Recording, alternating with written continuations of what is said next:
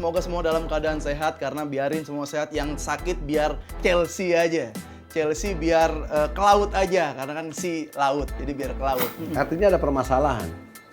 Buat apa mendominasi permainan, mengontrol dengan ball position, tapi tidak banyak menciptakan peluang. Menghadapi Chelsea yang tidak istimewa, sangat wajar United bisa meraih keunggulan. Ya, padahal tadi kita juga udah ngomong kalau Bung Supri ini tahu solusi buat Rashford biar dia balik ke performnya, diapain? Main ke Persiba.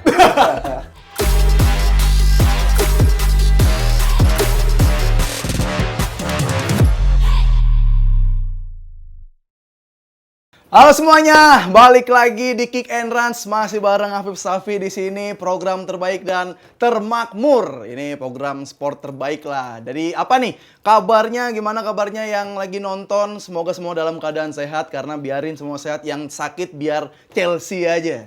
Chelsea biar ke laut aja karena kan si laut, jadi biar ke laut. Habis kalah sama Manchester United. Jadi hari Kamis dini hari tadi itu Chelsea baru kalah 1-2 dari Manchester United. Sesuai tepat dengan prediksi Bung Supri yang ada di sini sekarang. Nah, tapi sebelum kita lanjut ke pembahasan, mau ngasih tahu lagi, mau ngingetin lagi buat yang lagi nonton, like, komen, dan subscribe channel YouTube Run Sportainment karena banyak berita-berita olahraga yang seru-seru bakal kita kasih buat penonton di sini. Nah, gua nggak sendirian di sini, yang pasti udah bareng komentator-komentator handal kita, ada Bung Supri dan Bung Adiani.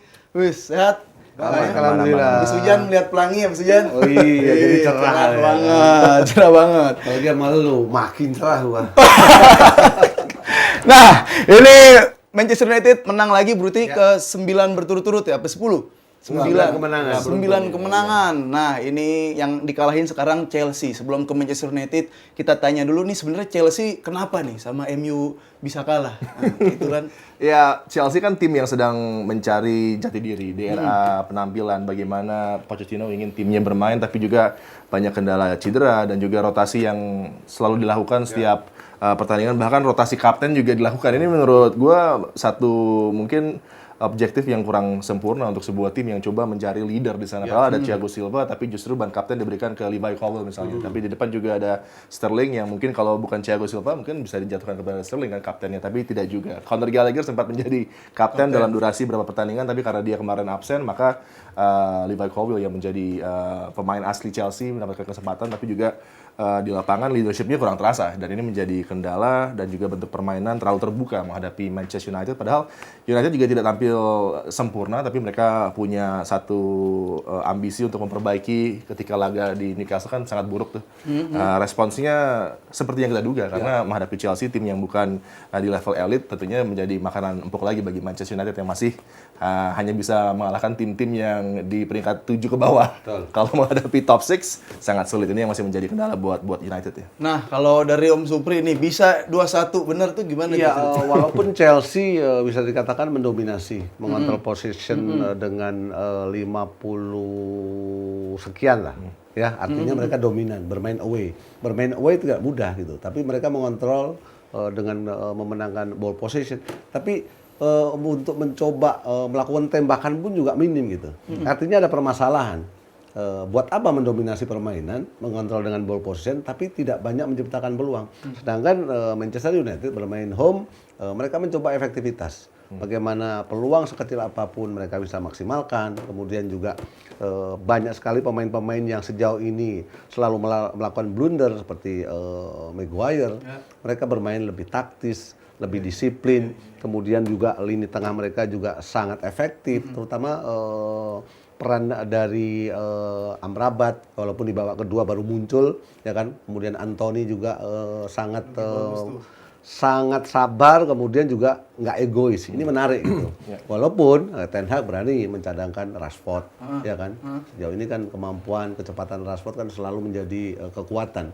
Tapi di pertandingan lawan Chelsea, Ten Hag berani untuk bereksperimen, mengambil sebuah resiko, mencadangkan striker mereka. Nah, itu dia. Kalau Anthony sedikit udah lebih tenang mainnya atau udah nggak egois, mungkin dia udah ngelihat Instagram kali di komen-komennya orang-orang pada head comment ke Anthony. Tapi kalau balik lagi ke Chelsea dulu nih, di belakang ada Thiago Silva yang udah nggak muda lah, udah 39. Di tengah itu cuma ada Caicedo ya, di situ ya. Ada Caicedo tarung sendiri. Bahkan kayak Sterling di depan tuh yang waktu lawan City tuh licin banget, tapi lawan MU tuh kenapa nih Chelsea sampai kayak begitu tuh? Dengan Ya kalau pemain-pemain? lawan Manchester United bukan kali pertama ya Sterling underperform karena dia terus kesulitan. Kalau biasanya ada Aaron Wan-Bissaka yang mematikan, kemarin berpindah menjadi Diogo Dalot misalnya juga ketika Sterling di engage di posisi dia belum menekan menuju kotak penalti, biasanya dia akan menemukan kesulitan-kesulitan. Ini yang menjadi apa yang dirasa oleh Sterling di laga tersebut dan sebenarnya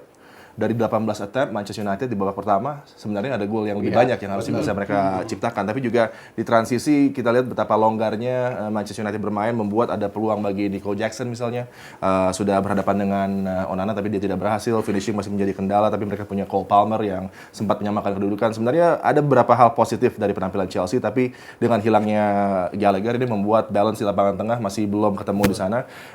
Mereka nyaman dengan menampilkan Enzo, Caicedo dan juga Gallagher, tapi kalau satu di antara tiga ini tidak bermain itu mengganggu approach dari Pochettino untuk bisa memegang kendali dalam sebuah pertandingan. Dan kemarin kredit bagi Ten Hag yang tadi Om Supri katakan mengambil resiko membangku cadangkan Rashford, kemudian tidak ada juga Anthony Martial, membuat ketika mereka press dari depan itu semua sebagai satu unit tampil dengan konsisten dan tidak adanya kelonggaran di sana dengan tidak adanya pemain yang nggak mau backtrack. Ini menjadi keuntungan bagi United kemarin. Anthony tampil luar biasa, two ways dia juga sangat baik, pun juga dengan Garnacho, dan memang peran dari Luke Shaw sangat vital. Ketika dia bermain di sisi kiri kemudian dia berpindah ke jantung pertahanan juga justru menyempurnakan lagi balance di pertahanan dari United. Jadi kemarin menghadapi Chelsea yang tidak istimewa sangat wajar United bisa meraih keunggulan.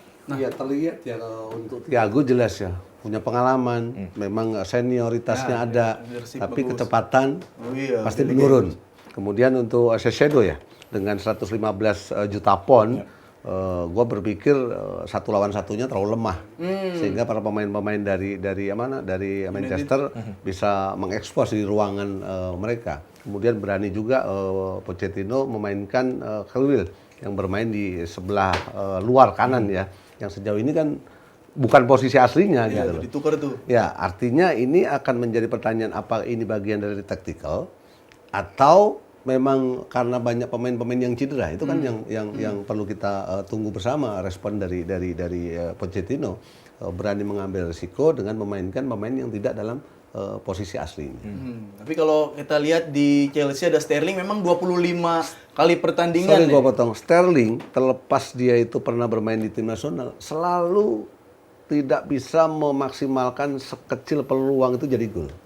Artinya apa? Dia banyak sekali menyia-nyiakan kesempatan. Itu yang terjadi untuk karakter seorang Sterling. Iya, iya. Padahal waktu lawan City tuh licin banget ya Sterling ya. Jadi Sterling ini 25 laga lawan Manchester United belum bisa golin MU. Mungkin cara yang Sterling bisa lakukan buat golin MU adalah dia main di MU terus bunuh diri.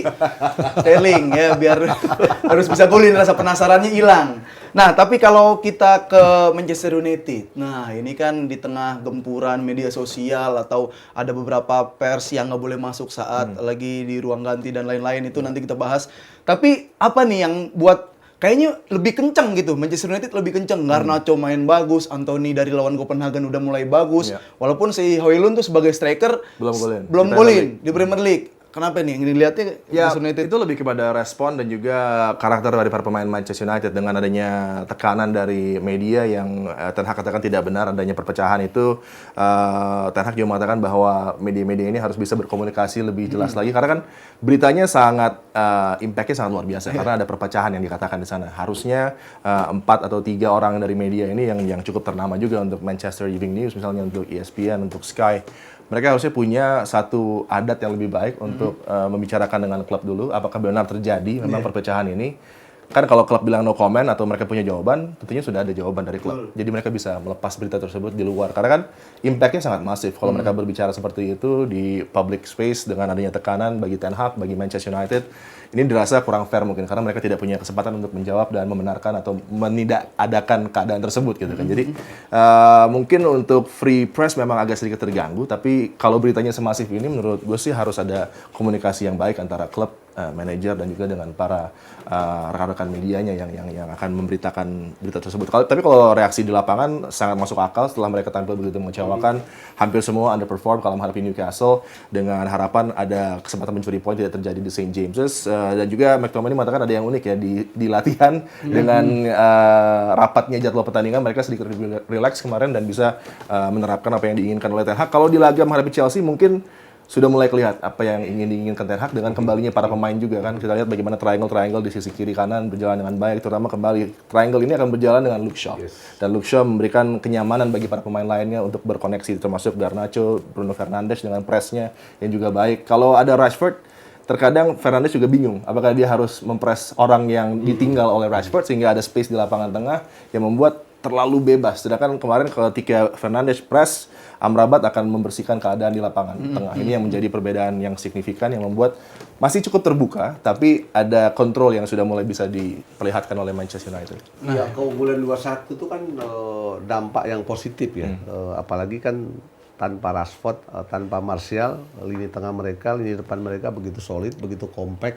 Kemudian juga ada kenyamanan terlepas dari media dibatasin, itu kan sebuah langkah, sebuah keputusan, sebuah cara yang diambil untuk bisa locker room itu jadi kondusif, ya kan? Karena kan MU tim besar, mereka punya sejarah, ya kan? Segala sesuatu sekecil apapun permasalahan kan pasti akan di blow up secara besar-besaran gitu loh. Nah, Ten Hag nggak mau situasi tim ini akan menjadi kacau sehingga ambil keputusan dengan sedikit membatasi media, memberanikan diri untuk mencadangkan pemain-pemain yang sejauh ini menjadi kekuatan Manchester United di lini depan gitu loh. Tapi hasilnya luar biasa. McTominay juga nyaman, dia mampu cetak 2 gol.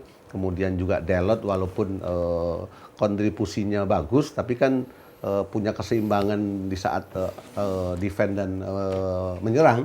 Tapi umpannya masih harus dipertajam. Kemudian Fernandes juga dominan dengan kemampuan feeling ball dan akurasinya. Walaupun dia gagal mencetak gol kan untuk penalti. Intinya adalah setiap lini yang terjadi ketika mengalahkan Chelsea sebenarnya sudah mengarah seperti apa yang dia disampaikan bahwa setiap individu sudah disiplin taktik. Nah, itu dia. Tapi ini makin seru nih kalau misalkan kita tanya tentang taktikal lagi, apalagi ke personal pemain. Ada ensiklopedia, ada ahli data dari Muadiani, dan ada sentuhan pelatih dari Bung Supri. Tapi tahan dulu. Mau ngingetin sekali lagi buat yang lagi nonton untuk like, komen, dan subscribe channel YouTube Rans Sporteman. Tapi kalau dari pendapat gua mah tentang berita kenapa nggak mau bisa dibolehin masuk sama Ten Hag, itu berita banyak yang ngaco. Ini kayaknya mau 2024 sih kayaknya. Jadi suka ada berita ngaco, harus ditelitiin dulu bener-bener. Nah, sebelum ke statistik, ini ada beberapa pemain yang sebenarnya lagi kayak ada masalah bahkan dengan dirinya sendiri. Kayak misal gini, fans ngerasa seneng Ten Hag itu mencadangkan Rashford, apalagi nggak masukin line up Martial. Nah, tapi ketika gue nonton nih Rashford masuk, itu emang auranya beda tuh, kayak aura negatifnya tuh ada kayak gitu, kayak jadi berubah lagi Manchester United-nya jadi agak aneh lagi. Itu gimana sih kalau buat menangani Rashford dan dia lagi kenapa kira-kira? Ya, pasti kan ada statistik ya, karena sepak bola kan real, ya kan tidak hanya pemilihan pemain itu like and dislike, pasti statistik yang akan berbicara. Dalam beberapa pertandingan kan memang Rashford sulit cetak gol dan terkesan egois itu kan tinggi. Nah, yang dikhawatirkan daripada tim ini hancur dengan satu pemain, Ten Hag memutuskan lebih baik mengorbankan satu pemain, tapi berdampak luar biasa. Tadi sampai muncul statement dia nyaman, dia bisa cetak gol, Tomeni kan, gitu loh. Artinya eksperimen, kemudian juga resiko yang dia ambil dia udah siap gitu loh. Toh menang-menang juga kan gitu loh. Nah, ini bagian dari taktikal gitu untuk memilih atau mencadangkan seorang pemain. Gitu. Nah, kalau Bung Adi ngeliatnya gimana nih? Rashford kayak sebenarnya kan potensial banget, Akamsi lagi. Trust soalnya. Trust itu kan penting gitu. Trust itu menarik ya, karena Ten Hag sudah sangat loyal ke Rashford. Dengan dia bermain buruk 2-3 penampilan masih dipercaya 4, 5, 6, tapi tentunya dikali ke 7, 8 sudah mulai ada perubahan dari loyalitas tersebut, dan itu terbukti dengan ketika dia mencadangkan Rashford, ternyata ada satu sistem yang bisa berjalan dengan lebih rapi dan mulus di laga menghadapi Chelsea ya. Tapi Akamsi juga menarik tadi karena harusnya dengan dia pemain lokal, dia tahu bagaimana untuk menjadi pemain Manchester United, apa yang dibutuhkan agar fans juga memberikan dukungan terus terhadap dirinya misalnya. Tapi ini satu keadaan yang mungkin akan membuat tantangan ya untuk Erik ten Hag, dan ini tantangan untuk dia dari segi man management karena sejauh ini kalau dari segi man management boleh dikatakan Erik ten Hag selalu gagal karena ada kendala dengan Sancho juga misalnya. Kemudian Rafa Varane juga terjadi satu keadaan yang membuat tidak nyaman pemain sekelas Rafa Varane.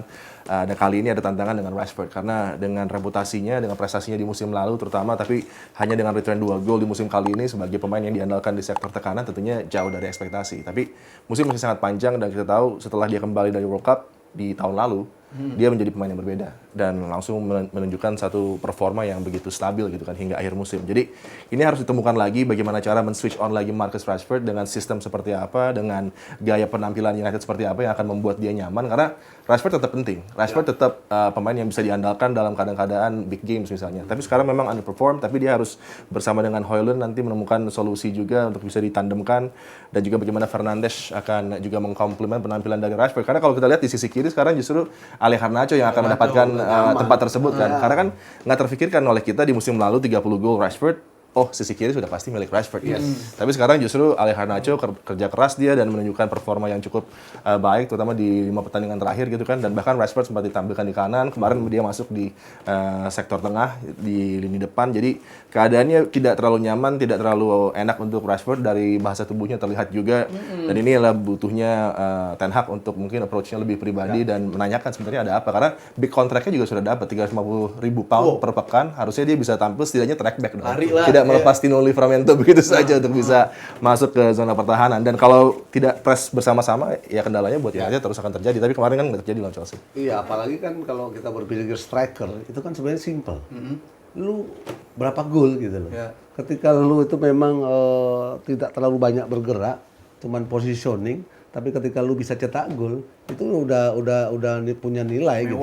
Dan untuk performa dari Garnacho kan jelas. Selain dia mampu untuk mencetak gol, dia juga bisa jadi pilihan lain, jadi opsi lain untuk berani, untuk bisa membantu bagaimana menjadi seorang playmaker juga gitu loh. Dan terbukti kan dia membuat 1 assist kan di pertandingan lawan Chelsea. Ya, padahal tadi kita juga udah ngomong kalau Bung Supri ini tahu solusi buat Rashford biar dia balik ke performnya, diapain? Main ke Persiba. Oh beda di atas beda. Iya, Beda di atas. Masa gua sebutin? Gila lo. Ya udah. Nah, kalau sekarang nih dari sudut pandang pelatih atau pemain juga ngelihat Højlund Liga Champion oke, golin, tapi di Liga Inggris 10 pertandingan nggak golin. Nah, itu kalau punya striker kayak begitu gimana tuh Om Supri? Iya, satu bisa menjadi bagian dari taktikal. Karena kan aku juga punya striker. Jadi untuk serangan aku minta dia untuk drop. Ketika dia drop membelakangi, otomatis 2 center back lawan kan ikut ketarik. Winger lah yang gua suruh masuk untuk bisa jadi striker. Itu bagian dari taktikal. Tapi kalau 10 kali penampilan tidak cetak gol, ini juga memble juga gitu loh, ya kan. Walaupun kembali lagi dia masih diuntungkan dengan Rashford juga tidak produktif, ya kan. Artinya kan pilihannya nggak banyak. Makanya kan sampai ada rumor bahwa Muller seolah-olah akan dijadikan pemain yang bisa memberikan solusi untuk lini depan dari Manchester United. Yes. Itu tiap musim tapi di link. Gitu loh. Bagian dari taktikal atau memang pilihan terbatas gitu loh. Ya tinggal Ten Hag aja feelingnya lebih ke siapa. Iya, tapi kalau Bung Adi mungkin beda nih pandangannya nih. Karena kalau menurut gua kalau striker dia nggak golin itu kayak kuli nggak boleh suruh ngecor, nggak boleh disuruh nyemen, kayak itu tugasnya harusnya gitu. Nah, cuman itu tadi bener juga tuh kalau udah sampai 10 mah emang mandul lu, bukan taktikal gimana Kalau 10 ada sedikit kendala ya dari sedikit ketajaman, tapi juga tidak bisa dijelaskan karena di Champions League dia cetak 5 gol. Dan ini yang mungkin menjadi gaya permainan United juga berbeda mungkin di Champions League dengan di Premier League. Kemarin dia mendapatkan beberapa kesempatan, tapi justru juga Scott McTominay yang justru menciptakan gol gitu kan. Tapi tadi sangat tepat tactically, apakah memang dia diperintahkan tampil seperti ini oleh Ten Hag? Sepertinya iya, karena dia akan membuka ruang bagi dua winger yang memang untuk United mereka jarang bergerak lurus, tapi ke dalam gitu kan.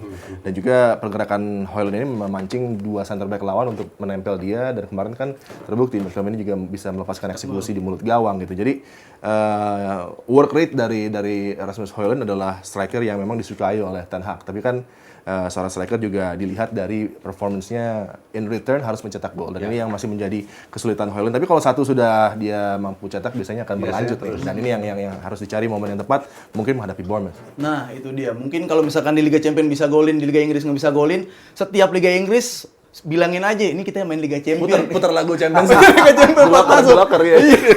Gitu aja dah. Nah, ini sekarang kita bahas statistik pertandingan. Ini statistik pertandingan Chelsea benar tadi kan jelas musuh kan, pertandingan. 44% MU dalam penguasaan bola, terlihat kan 28 tembakan. Walaupun yang mengarah ke gawang kan 9. Berbeda dengan Chelsea, mereka menguasai ball possession dengan 56%, tapi untuk tembakan hanya 13 dan 3 mengarah ke gawang. Artinya finishing mereka, scoring mereka kan bermasalah. Terbukti Sterling selalu menyia-nyiakan kesempatan yang mereka dapatkan. Gimana itu? Iya. Chelsea tampaknya memang Pochettino punya dua winger yang sangat baik dalam diri Sterling dan juga Mikhail Mudryk. Tapi kan tentunya Chelsea perlu pemain depan yang lebih tajam dari Nico Jackson. Nico Jackson juga tendensinya bergerak di 11 atau di mungkin sebagai second striker. Sedangkan frontman-nya adalah Broja sebenarnya, tapi Broja kan tidak dalam level fitness yang baik. Dan ketika dia masuk bahkan ada satu peluang terkena tiang gawang Onana. Jadi memang sistemnya Pochettino membutuhkan satu focal point di depan yang punya ketajaman, yang lebih direct dan tampil untuk bisa langsung menekan ke kotak penalti. Ini yang masih hilang dari Chelsea.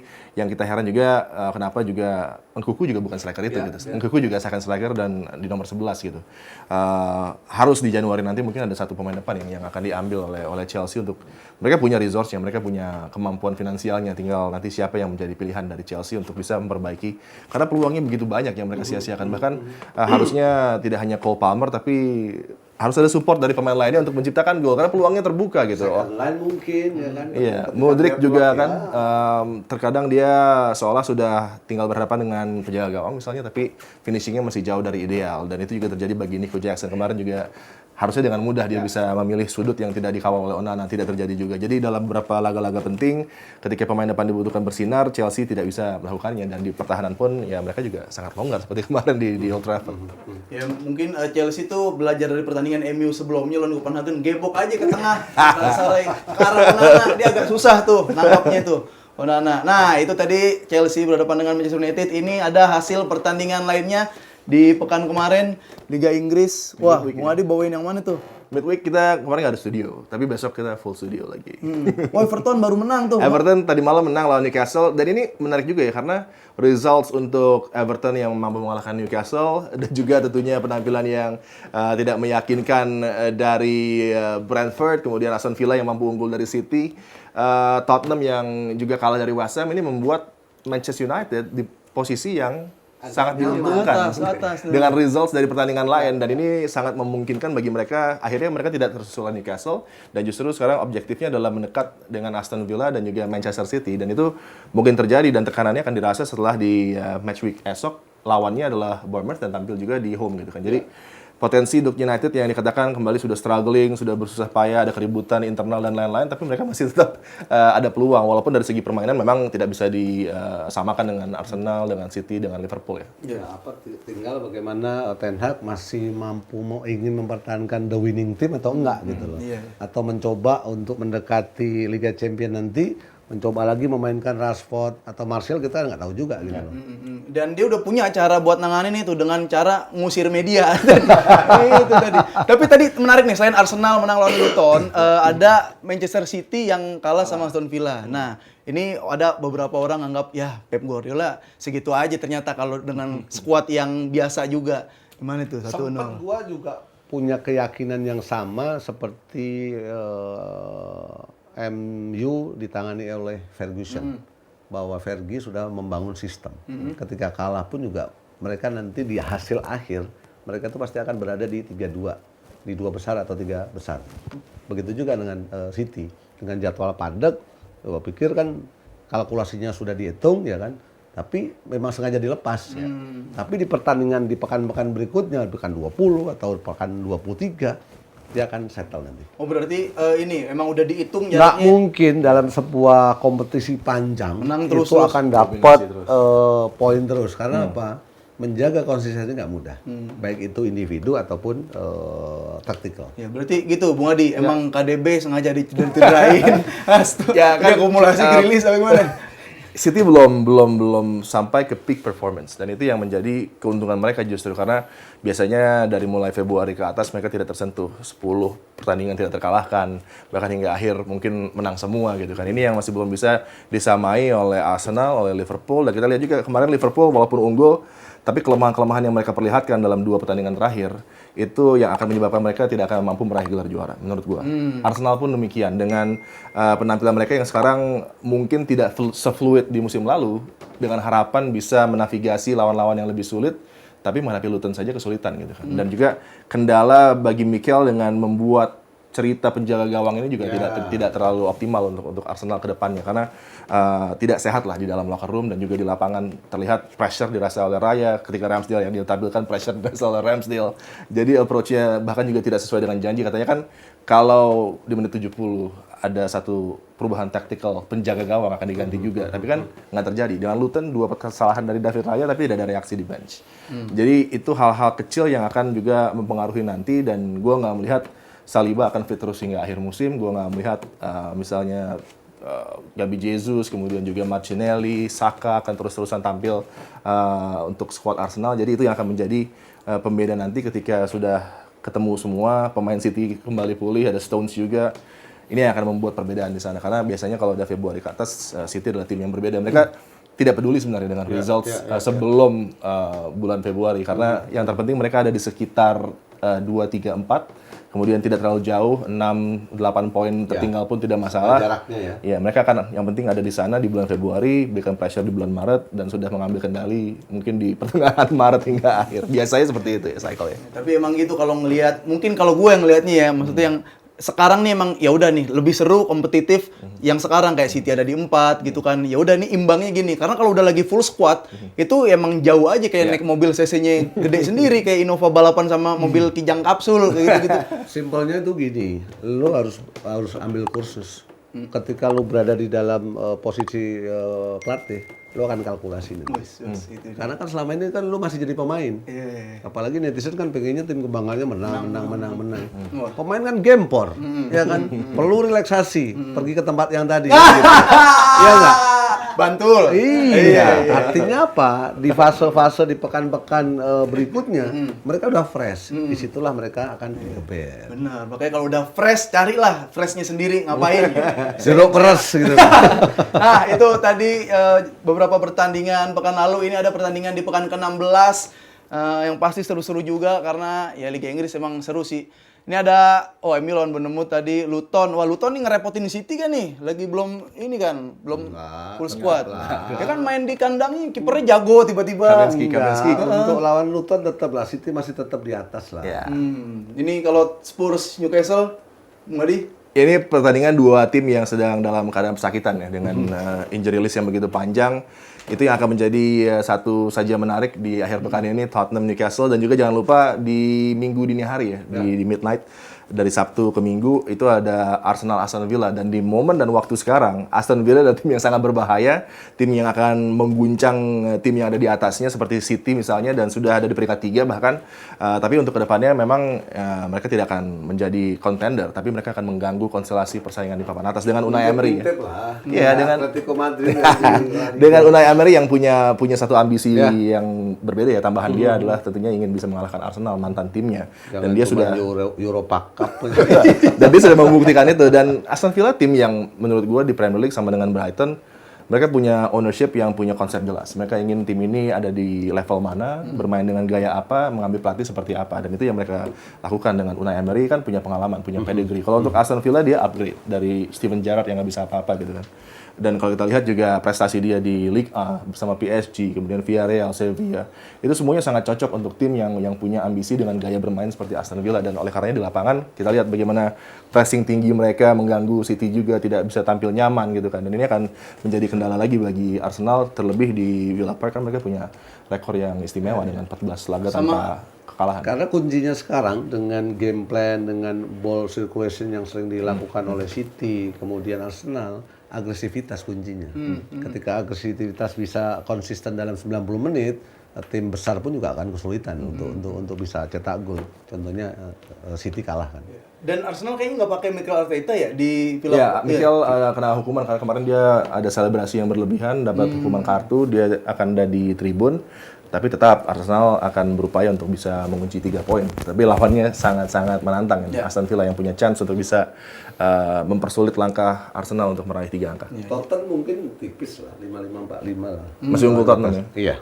Jadi kesimpulan yang dapat gua ambil adalah untuk diskusi kali ini yang lagi di atas Manchester City nikmatin dulu aja. Nikmatin dulu. Sebelum digas lagi sama Pep Guardiola. Ya nikmatinnya dulu, anggap udah juara dah. Gak apa-apa, ntar KDB belum keluar soalnya. Rodri belum balik lagi ya. Itu tadi analisa-analisa yang luar biasa yang udah disampaikan. Tapi sebenarnya masih banyak lagi yang lebih seru. Makanya stay tune terus di Kick and Run. Kali ini kita akan bahas Liga Champions. Ini partai yang menentukan buat Manchester United, karena kalau buat Bayern Munchen ini udah pasti lolos. Dan pertanyaannya, Bayern Munchen nih mau digebugin Manchester United apa enggak? Kalau dengan rotasi mungkin 3 pemain dari Bayern, bukan tidak mungkin Manchester United bisa melakukan tugas mereka dan meraih kemenangan. Tinggal bagaimana nasib mereka ditentukan oleh hasil Galatasaray Copenhagen. Ini kan menjadi pressure juga, menjadi tekanan juga untuk para pemain-pemain Manchester United gitu. Mungkin nggak dibawa ke Abah kan? Kaget tuh.